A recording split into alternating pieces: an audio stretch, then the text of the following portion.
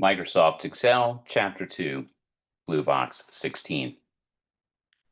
If I select this cell here, I can use in Home, I can use a built-in function that that will allow me to quickly do a calculation for us. And what we're going to be looking for here is the sum function. And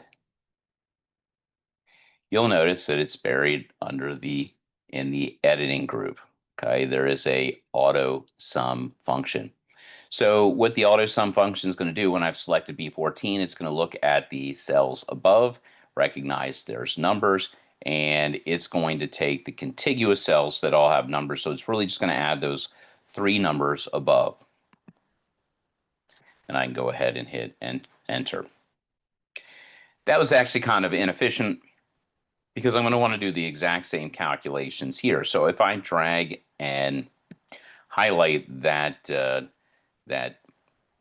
those open boxes, I could come back up and auto sum that. I can also auto sum here, hold the command key down here as well. I'm going to hold the command key down here as well. Auto sum all these various boxes. Let me select again. Basically, to the right, I can get a total. Underneath the set of numbers, I can get a total.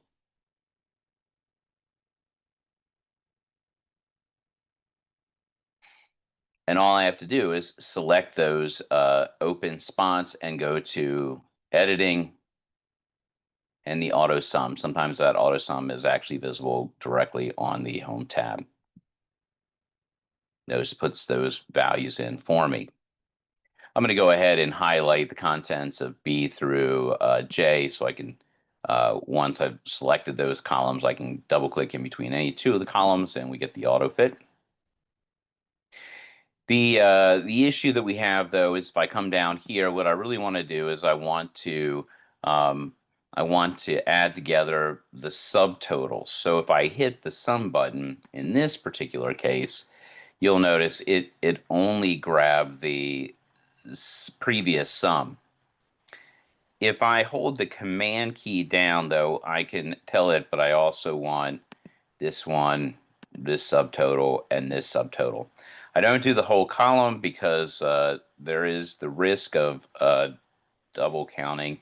And I have to be honest, the double counting would not occur with certainty if what is currently highlighted used the sum function before. Then Excel would actually be smart enough to know that these are all subtotals. I don't know when you have a mixture of a formula and a function, whether Excel would pick up on that or not.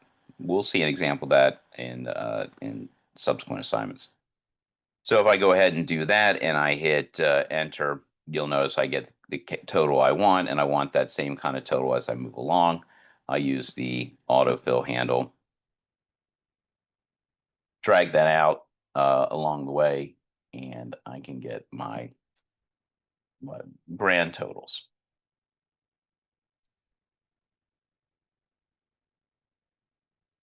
And that completes the auto sum for the auto sum for Blue Box 16.